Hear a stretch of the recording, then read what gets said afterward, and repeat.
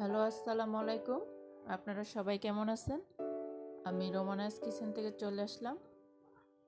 আজকে আপনাদের লেটকা খিচুড়ি রান্না করে দেখাবো। ঝটপট করে কিভাবে রান্না করতে হয় দেখেন, কত সুন্দর হয়েছে। আমি রান্না করছি বলে কথা না, আপনারা আমার মতো একবার রান্না করবেন, দেখবেন যে ভীষণ ভালো লাগবে খেতে। এই শীতের সময় খিচুড়িটা কিন্তু ভীষণ ভালো লাগে, তাই আমি বাসায় একবার রান্না করে আপনাদেরকে দেখালাম। আমি খাবার চাল নিয়েছি কিছু, সাথে লাউ, মসুরের ডাল, আলু, মাসকলার ডাল নিয়েছি, এগুলো ধুয়ে রেখেছি। চিমের বিচিও দিয়েছি, সাথে তেজপাতা দিয়ে দিলাম, পেঁয়াজ কাঁচা কিছু দিয়ে দিলাম,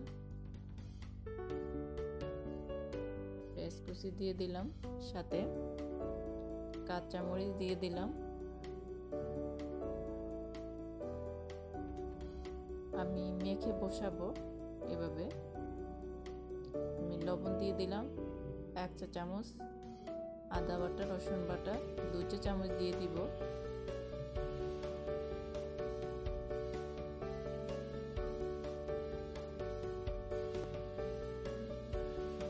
জিরের গুঁড়ো,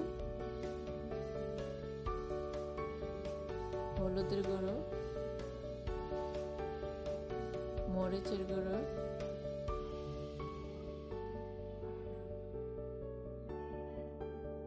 ধনিয়ার গুঁড়ো,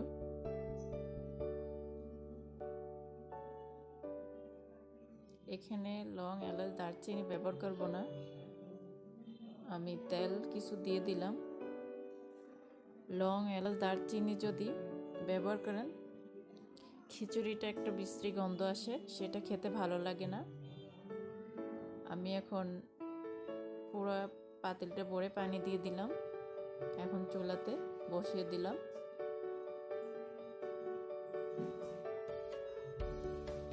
এখন একটু নেড়ে চেড়ে দিচ্ছি। খিচুড়িটা বলক চলে আসছে, দেখেন কত সুন্দর দেখতে।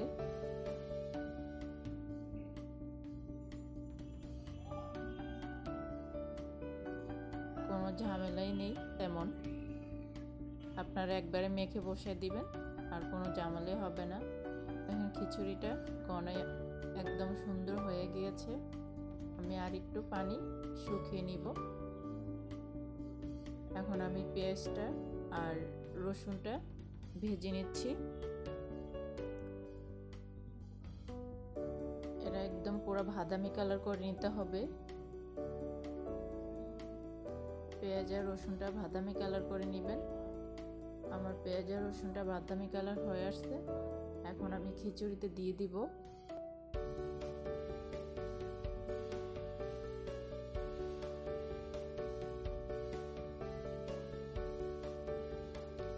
এখন নেড়ে চেড়ে দিব। নেড়ে চেড়ে আমি সাথে ধনিয়া পাতা অ্যাড করে দিব।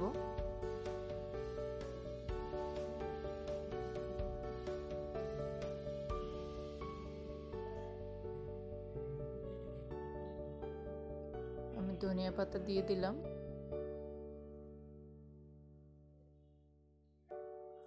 দেখেন যে কতটা সুন্দর হয়েছে, আর ঝটপট করে রান্না হয়ে গেল। আপনারা চাইলে বাসায় একবার ট্রাই করে নিতে পারেন আমার মতো। এই শীতের সময় খিচুড়ি কিন্তু ভীষণ ভালো লাগে খেতে। দেখেন কতটা সুন্দর হয়েছে। শীতের সবজি দিয়ে আপনারা বাসায় খিচুড়ি রান্না করে খেতে পারেন এখন। আর ভালো লাগলে সাবস্ক্রাইব করে দিবেন, লাইক দিয়ে দিবেন। আল্লাহ হাফেজ।